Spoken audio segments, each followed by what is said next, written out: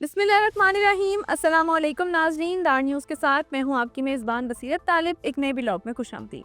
पाकिस्तान तहरीक इंसाफ के बानी ने एक बार फिर 9 मई के केस के सिलसिले में पॉलीग्राफ टेस्ट देने से इनकार कर दिया है। JIT के सरबराह जावेद आसिफ बुध के रोज अडियाला जेल पहुंचे और उन्होंने उनसे दरख्वास्त की पॉलीग्राफ टेस्ट की, तो उन्होंने ये कहकर इनकार कर दिया कि ये टेस्ट बेबुनियाद है और ये मुझे फंसाने के लिए है, इसलिए मैं ये टेस्ट नहीं दूंगा। इससे पहले भी एक दिन JIT यही दरख्वास्त लेकर गई थी, लेकिन वही जवाब था इनकार। आखिर ये पॉलीग्राफ टेस्ट है क्या और बानी PTI इससे इनकारी क्यों है? वो 3 बार इस टेस्ट से इनकार कर चुके हैं। आज की इस वीडियो में जानेंगे कि आखिर ये पॉलीग्राफ टेस्ट है क्या, ये काम कैसे करता है और क्या ये काबिले एतबार भी है या नहीं। पॉलीग्राफ टेस्ट एक झूठ पकड़ने का टेस्ट है जो एक मशीन के जरिए किया जाता है, जिससे इंसान के जिस्म में जो तब्दीलियां पैदा होती हैं उससे ये अंदाजा लगाया जाता है कि क्या वो झूठ बोल रहा है या सच। इस टेस्ट में मुल्जिम के हाथों के साथ मखसूस मशीन की तारें लगा दी जाती हैं जो उसके जिस्म के अफ़ाल को चेक करके रिकॉर्ड करती हैं और इसी दौरान एक या एक से ज्यादा माहिर तफ्तीश मुल्जिम से सवाल जवाब करते हैं और उनके जवाबों के नतीजे में मशीन क्या दिखा रही है उस पर भी नजर रखते हैं।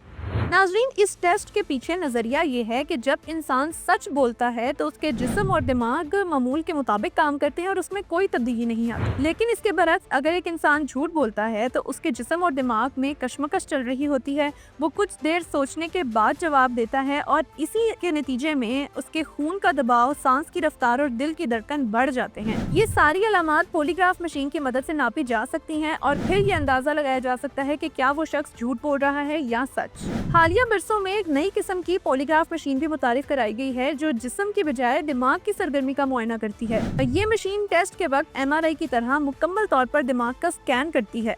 अब इस जदीद मशीन के पीछे क्या ख्याल है? तो इसके पीछे ये ख्याल है कि जब कोई इंसान वो वाकया बयान करता है जिससे वो जाती तौर पर गुजरा हो तो उसका दिमाग मुख्तलिफ तरीके से रद्द-ए-अमल देता है। लेकिन अगर वो कोई मन गढ़ंत कहानी सुना रहा हो या वो उससे जाती तौर पर ना गुजरा हो तो दिमाग मुख्तलिफ तरीके से बर्ताव करता है, जिसे इस मशीन के जरिए परखा जा सकता है। पॉलीग्राफ टेस्ट महज पुलिस मुल्जिमों को पकड़ने के लिए ही इस्तेमाल नहीं करती, बल्कि दीगर इदारों में भी इसका इस्तेमाल किया जाता है। मसलन अमरीका के हसास इदारों में जब मुलाजिमों की भर्ती की जाती है तो उनकी स्क्रीनिंग के लिए पॉलीग्राफ टेस्ट किया जाता है। नाज़रीन, ये तो हो गया पॉलीग्राफ टेस्ट का तारुफ कि वो क्या है, कैसे काम करता है, किस मशीन के जरिए परफॉर्म किया जाता है और उसके फायदे क्या हैं।